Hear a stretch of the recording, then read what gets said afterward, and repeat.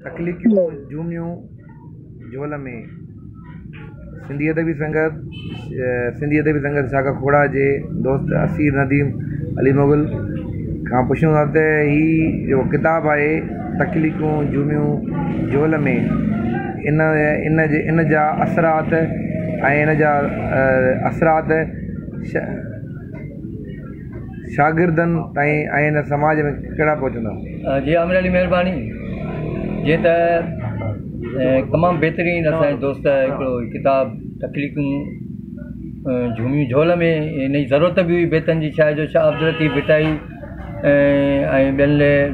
जेके बुज़ुर्गनि लिखिया बेत उन बेतनि में वरी हिकिड़ो नओं उत्साह ऐं नवां आहिनि छो त बेतनि जो रुझान घटि थी वियो कुझु लिखण जे लिहाज़ सां बि।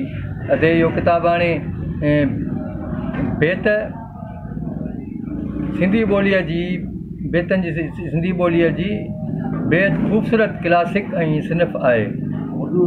सिंधी शाइरीअ में बेत जी बुनियादी अहमियत आहे। बेहद ख़ुशी जी ॻाल्हि आहे ऐं सिंध जे बेहद ख़ूबसूरत शाइर केवला नवीद न्याज़ उजण साहिबु हिकु ख़ालिस बेतनि ते मुश्तमिल किताबु छेड़ियो आहे ऐं हिन किताब जे महिनत ऐं काविशुनि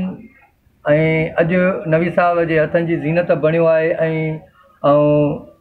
हर पढ़ंदड़ खे दोस्त शागिर्द ऐं हर मकतब फ़िक्र जे दोस्तनि खे गुज़ारिश कंदुसि हीअ किताबु ज़रूरु पढ़नि बेतनि जी सिनफ़ ते। ऐं जेको बहितरीनु किताबु आहे अॼु किताबु नवी साहब